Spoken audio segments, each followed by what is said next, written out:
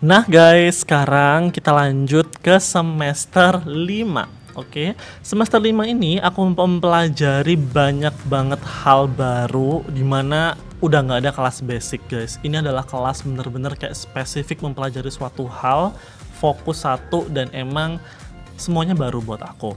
Well, aku langsung mulai aja. Ada pelajaran comparative literature, di mana kelas ini kalian akan mendapatkan pembelajaran tentang caranya membandingkan dua karya sastra, yaitu untuk mendapatkan persamaan dan perbedaannya. Semisal kalian akan semisal nih kalian mau meneliti feminisme di novel A dan novel B. Nah, kemudian kalian akan kayak diskusi gitu loh. Ini gimana sih perbedaannya, persamaannya apa, teorinya sama apa enggak, apa yang diangkat, isu yang ini diangkat apa, kayak gitu-gitu. Jadi lebih ke mengcompare karya sastra di mana dicari perbedaan dan persamaannya apa. Kelas ini menurut aku seru banget karena ilmunya itu bakalan kompleks gitu loh guys. Nggak cuma satu arah, tapi kita bisa dapat perspektif baru dari sumber lain kayak gitu. Itu menyenangkan. Yang kedua ada kelas drama. Kelas drama ini itu biasanya nanti di endingnya akan ada performance atau kayak project besar di mana kalian harus menyelenggarakan drama gitu loh. But unfortunately pada saat tahunku itu nggak ada project besar drama gitu. Kita cuman bedah skrip aja. Jadi kayak ada skrip drama drama yang emang udah well known banget. Terus kita tinggal bedah kayak alurnya apa, isu yang diangkat apa, dan kita kayak lebih ke presenting sih pada saat itu. Tapi sebetulnya kelasnya harusnya kita kayak ngadain perform gitu sampai jual-jual tiket gitu loh guys. Terus buat properti, terus siapa sutradaranya kayak gitu-gitu. Terus kelas yang ketiga ada film appreciation. Actually this class is one of my favorite karena emang seru banget kelasnya. Jadi kalian itu kayak akan dikasih tahu kayak unsur-unsur di film itu apa aja, kemudian tema-tema yang sering muncul di film itu apa. Kita akan mendapatkan tugas untuk menganalisa kayak film ini tuh ngangkat apa, isu apa yang diangkat, beda nggak sama yang di novel, paham nggak sih? Kan ada tuh yang diadaptasi. Nah, adaptasi itu pun juga akan kita teliti. Apa aja sih yang bikin beda, kenapa kok bisa beda? Nah, itu kita akan cari tahu. So, di kelas ini tuh kita bakalan akan ngebandingkan dua hal, yaitu dari sudut karya sastranya yang printed ya, kayak novel ataupun cerpennya yang diangkat ke layar kaca. Itu kayak gimana? Itu menurut aku kelasnya juga seru banget. I love this. Kemudian ada kelas journalism. Well, kelas journalism ini adalah kelas yang sangat menyenangkan juga, dimana aku ambil kelas ini karena pada saat itu pilihannya itu ada journalism dan juga ada kelas kayak pokoknya di prospek untuk jadi pengajar. Well, aku nggak tahu, aku lupa apa namanya, tapi yang jelas aku ambil journalism ini karena emang aku suka nulis juga. Jadi nanti projectnya kalian itu kayak disuruh buat berita dan bisa sampai terbit. Jadi kalian tinggal cari aja media-media mana yang mau nerbitin kalian. Journalism ya tentang inilah ya, jurnalistik lah. Aku nggak mau jelasin lebih detail karena I think itu pasti kalian teman-teman juga udah tahu. Kemudian ada morphology. Morphology ini juga lebih ke linguistik. Actually I don't think that aku nggak tahu sih, mata kuliah ini juga aku kurang suka, tapi yang jelas ini mempelajari linguistik ya, and aku nggak tahu.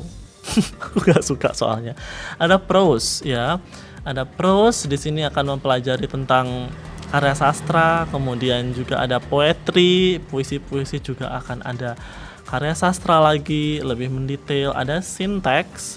Syntax itu mempelajari kayak lebih ke single unitnya, and I think this is a very hard class and I don't like it. Ya udahlah ya. Kemudian ada kelas theory of literature. Kalian akan mendapatkan banyak banget teori-teori baru, diajarin kayak teori sastra itu apa aja dan cara mengaplikasikannya gimana. Then ada translation 2, yaitu lanjutan dari translation 1 di kelas atau di semester 4 gitu. Nah, yang di translation 2 ini seingat aku kita tuh lebih ke dibentuk kelompok dan untuk ke bisnis gitu loh. Kayak gimana kalau kamu ngebangun bisnis translate gitu, dan apa aja servisnya, rate-nya berapa. Nah, itu kayak kita disuruh ke lebih ke kayak bisnis plan gitu, dimana usaha utama kita adalah nge-translate. Well, di semester 5 ini emang menurut aku cukup challenging. Nah guys, sekarang kita masuk ke semester 6. Actually, I think semester 6 ini adalah semester terakhir untuk aku ambil mata kuliah. Karena di semester 7 aku ambil full skripsi dan juga KWU. Well, means that semester ini adalah semester terakhir yang dimana akan aku bahas mata kuliah apa aja yang aku ambil. Oke. Pertama, aku ambil Children Literature ataupun sastra anak, dimana di kelas ini itu kamu akan mempelajari tentang karya-karya sastra yang emang tema ataupun substansinya itu adalah tentang anak guys, kayak mungkin fenomena anak, kemudian kayak lebih ke fairy, kemudian lebih ke mitos, kemudian kayak makhluk-makhluk mitologi, kayak hal-hal lebih ke fantasi, intinya kayak dongeng-dongeng gitu loh guys, hubungan dengan karya sastra anak. Nah itu kita pelajari, bukan cuman karya sastranya aja, tapi juga dipelajari kayak gimana caranya, isu apa aja yang diangkat, kemudian di balik layarnya seperti apa, kayak gitu. I think actually kelas ini juga menurut aku menarik. Kemudian ada kelas creative writing. Creative writing ini adalah kelas dimana kalian akan difokuskan untuk menulis karya sastra guys. Mungkin kayak disuruh bikin puisi, bikin short story, ataupun disuruh untuk bikin mini script ataupun apa, intinya kayak creative writing yang fokusnya adalah ke karya sastra gitu. Kemudian ada kelas discourse analysis. Discourse analysis ini adalah kayak specifically for linguistic. Jadi kelas ini itu akan fokusnya tuh mempelajari ini sih guys, kayak makna dan juga suatu istilahnya. Pokoknya kita akan belajar pesan di balik word sentence yang ada di sekitar kita gitu loh. Kayak ibarat kita itu nggak cuman ngedenger itu ataupun menerima omongan orang itu secara literal, tapi kita akan mempelajari hal-hal di lingkungan kita ya, text, sign atau apapun itu tuh dipelajari lebih dalam, kayak kenapa pakai itu, fungsinya apa, and actually it's really confusing. Aku juga dulu sempat bingung, but you know, secara nggak langsung itu gambarannya seperti itu. Kemudian ada kelas forensic linguistic. Forensic linguistic ini juga menurut aku cukup berat, dimana kalian akan mempelajari mempelajari lebih lanjut kasus-kasus yang berhubungan dengan kalimat guys. Kayak gini, bukan kasus yang berhubungan dengan kalimat ya, tapi kalian akan dihadapkan dengan kasus-kasus yang metode ataupun puncak masalahnya itu ada di suatu kalimat. Misal kayak masalah pencemaran nama baik, ataupun kayak provokasi, ataupun kayak apa sih guys, kayak mungkin pesan-pesan yang berbau sara ataupun berbau diskriminatif. Nah itu kalian akan ngebedah teks ataupun chat ataupun pesan status WA story, kemudian kalian akan kayak meneliti gitu loh per wordnya, ini tuh bagian mana sih yang dianggap mendiskriminasi orang, bagian mana yang ngejudge, bagian mana yang termasuk bullying, kayak gitu-gitu. Jadi kita akan kayak mengklasifikasi kata ataupun kalimat yang di situ dianggap terlalu provokatif ataupun emang mengundang kekacauan. I think you know my explanations maybe bad ya, tapi intinya kayak gitu, semoga kalian paham. Kemudian ada leksikografi. Leksikografi ini adalah kamus guys. Jadi tugas utamanya adalah aku disuruh buat kamus, dan aku dulu adalah kamusnya bahasa Jawa. Leksikografi ini mempelajari tentang literally tentang kamus. Pokoknya prosesnya apa, fungsinya apa, kemudian kayak stepnya apa, kayak well it's actually about words. Dan karena dulu itu projectnya adalah buat kamus Madura, aku dapat tugas untuk benda mati, tapi benda mati ciptaan Tuhan. Aku nggak tahu itu konsepnya apa, disuruh pakai benda-benda mati itu di list pakai bahasa Indonesia, kemudian di bahasa Madura. Oh my god, it's so challenging karena aku bukan orang Madura pada saat itu, sampai saat ini ya. Kemudian ada kelas literary criticism.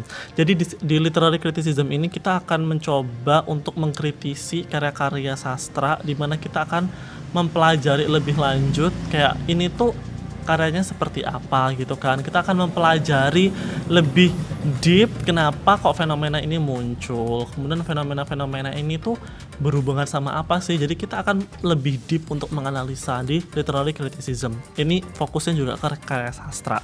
Ada research methodology, di mana kelas ini penting banget karena akan ada hubungannya dengan skripsi. Jadi akan diajari kayak nulis bab 1 gimana, bab 2 kayak gimana, nulis bab 4 kayak gimana. Itu akan berhubungan dengan full skripsi. So please don't skip this class, karena kalau kalian skip kelas ini, kalian nggak lulus, kalian nggak bisa ambil skripsi. Karena kelas research methodology adalah kelas paling penting ketika kalian mau ambil skripsi.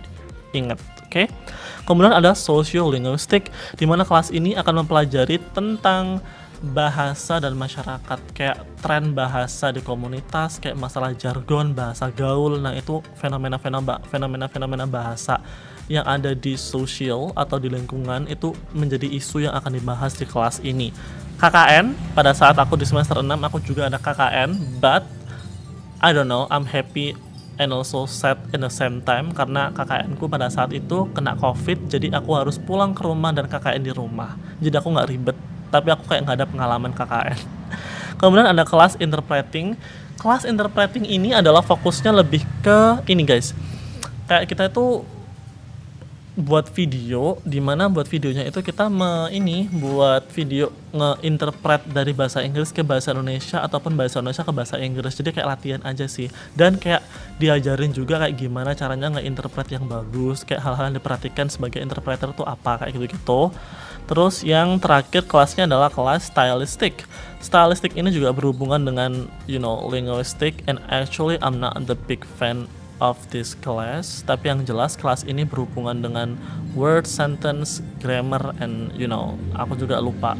Well, that's it di semester 6.